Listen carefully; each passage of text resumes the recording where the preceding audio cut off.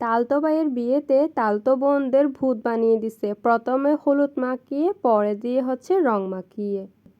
মুখের এমন অবস্থা করেছিল যে আমাদেরকে চেনার কোনো উপায়ই ছিল না। সেই ভুতুড়ে মুখ নিয়ে প্রচুর নাচ গান করলাম, মজা করলাম। গত ব্লগে বলেছিলাম তালতো ভাইকে একটি রুমে নেওয়া হয়েছে, যে রুমে সবাই ডেকোরেশন করে রেখেছিল ওই রুমেই। এখন কিছু নিয়ম কানুন পালন করা হবে, তা দেখতে থাকেন। এই নিয়মগুলো আমি অন্য কোথাও দেখিনি, এমনি দেখেছি কাঁচা হলুদ মাখাতে, তবে ওনারা অন্য কিছু করছিল, এগুলো অন্যরকম ছিল। হয়তো আলাদা আলাদা জায়গায় আলাদা আলাদাভাবে নিয়ম পালন করা হয়, তবে সব নিয়মই কিন্তু দেখতে অনেক বেশি ভালো লাগছিল। প্রত্যেক নিয়মেরই আলাদা কোনো মানে আছে। আমার তো দেখতে অনেক বেশি সুন্দর লাগছিল, অনেক বেশি এনজয় করছিলাম। তারপর ভাইয়ার হাতে এটা বেঁধে দিল। এটার নাম কি আমি জানি না, আপনারা যদি কেউ জেনে থাকেন তাহলে অবশ্যই কমেন্ট করে বলবেন। তবে এই জিনিসগুলো আমার থেকে অনেক বেশি সুন্দর লাগে, একদম চকচক টাইপের করে। তারপর হাতের মধ্যে ভাইয়াকে কিছু পাতা ধরিয়ে দিল। এগুলো কি পাতা আমি জানি না, তবে পাতাগুলো কিন্তু খুবই সুন্দর লাগছিল দেখতে। তারপর আম পাতার মধ্যে সামান্য পরিমাণ কাঁচা হলুদ লাগিয়ে এগুলো ভাইয়ার মুখে একে একে করে বড়রা লাগিয়ে দিচ্ছিল।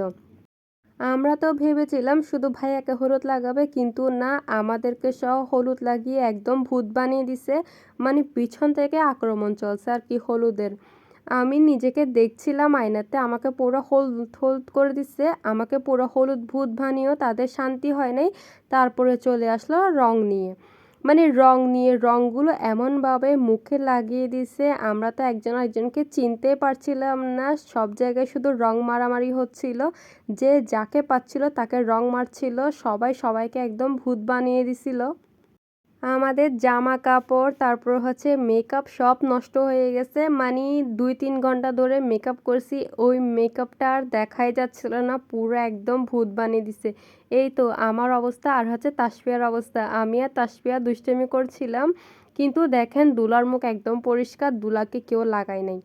পরবর্তীতে সবাই দুলাকে পাইছে, দুলাকে একদম লাগিয়ে দিচ্ছে। লাগানোর পরে দুলা কী করলো, মুখ ধুয়ে আসলো।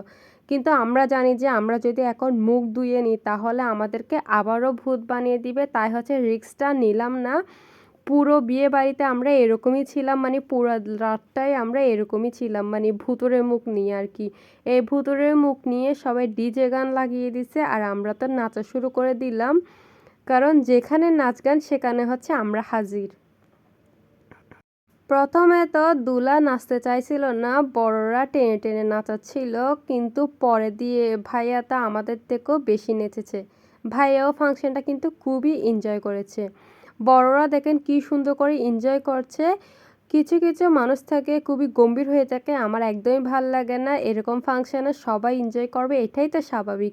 এখানের বড়রাও কিন্তু খুবই ফ্রেন্ডলি ছিল, তারাও কিন্তু আমাদের সাথে খুবই দুষ্টামি করছিল, মজা করছিল আর নাচছিল। তাদেরকে দেখে কিন্তু অনেক বেশি ভালো লাগছিল। এরকম মুরব্বি থাকলে কিন্তু ফাংশনের মজা দ্বিগুণ হয়ে যায়। ভাইয়া কিছুক্ষণ দুষ্টামি করছিল ওদের সাথে, তারপর ভাইয়া শুরু করলো নাচ। বড়রা চলে গেল অন্য রুমে, বলল ছোটদের ফাংশনে বড়রা থেকে কি করবে, তাই ওনারা অন্য জায়গায় চলে গেল। আর আমরা তো এখানে উড়াদুরা নাচ গান করছিলাম, মানে এখানে তো কোনো কাকছিলি বসতে দেওয়া যাবে না আর কি। আর ভিডিও করছিলাম, তবে আমি একটা ভিডিও করতে পারি নাই, কেননা আমিও নাচার মধ্যে মশগুল ছিলাম। ভিডিওর কথা তো আমার মনেই ছিল না, এগুলো সব ভিডিও কালেক্ট করছি। আমাদের দুলাভাইয়ের কিন্তু শালিকার অভাব নাই, আর আমাদের তালতো ভাইয়ের কিন্তু তালতো বোনের অভাব নাই। একদিকে এদিকে টিভিতে গান চলছিল, অন্যদিকে স্পিকারে চলছিল গান। কিছুক্ষণ পরপর স্পিকারটা ডিস্টার্ব করছিল, তাই স্পিকারটা বন্ধ করে শুধু টিভিতে গান চালানো হচ্ছিল।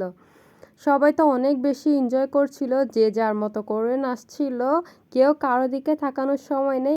যখন নাচানাচি করছিলাম তখন তো খবর হয় নাই, কিন্তু যখন বাসায় এসেছি তখন পায়ের অবস্থা পুরো 12টা পা এত বেশি ব্যথা করছিল কি বলবো। কিন্তু নাচার সময় কোনো খবর হয় নাই।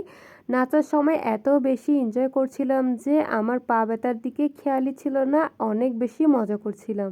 তারপর খাওয়ার টাইম হয়ে গেছিলো, তাই আমরা সবাই গিয়ে ফ্রেশ হয়ে গেছি। ফ্রেশ হওয়ার পরে সব মেকআপ তো উঠেই গেল। আমার তালতো ভাই দেখে বলছিল এখন তোমাদের আসল রূপ বের হয়েছে। মুখ ধোয়ার পরে নাকি আমাদের আসল রূপ বের হয়ে গেছে, এতক্ষণ নাকি আমাদের নকল রূপ ছিল। তা আমরা কিছুক্ষণ গল্প করছিলাম সবাই মিলে, ততক্ষণে বড়রা ভাত বাড়ছিল।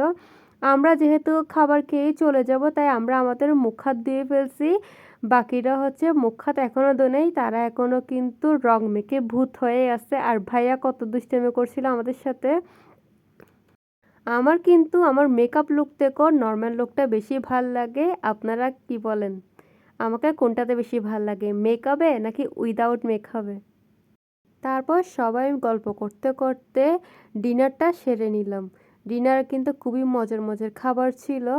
তারপর আমাদের গাড়ি চলে আসলো, আমরা খাওয়ার 5 মিনিট পরে বেরিয়ে পড়লাম, কেননা প্রচুর রাত হয়ে গেছিল। যদি আর কিছুক্ষণ বসি তাহলে কিন্তু অনেক বেশি দেরি হয়ে যাবে, তাই আমরা বেরিয়ে পড়লাম। আল্লাহ হাফেজ।